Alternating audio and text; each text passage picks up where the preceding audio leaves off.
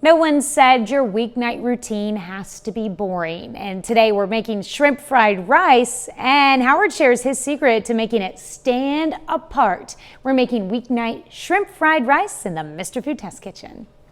Well, it's that time of year. The kids have been back to school for a while, and most of us are settling into our fall routines.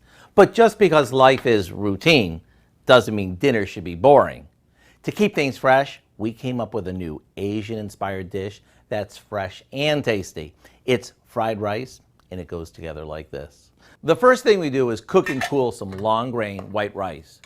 Cooling this makes our fried rice lighter and less mushy later on. While that cools, we scramble a couple of eggs and set them aside.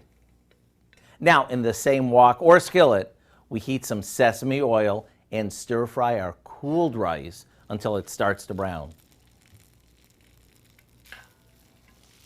Next, we add some peas and carrots, a bit of garlic, some soy sauce, and a touch of black pepper. Once all the flavors come together, we add in our shrimp and we'll stir fry that until it's cooked through.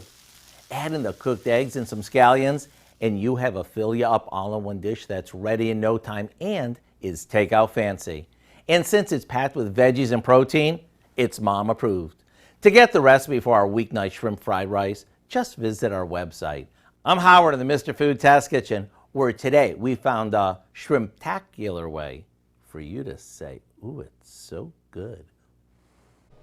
So the secret is to cool it before you cook it. You can find this recipe along with a lot more good food from the Mr. Food Test Kitchen online.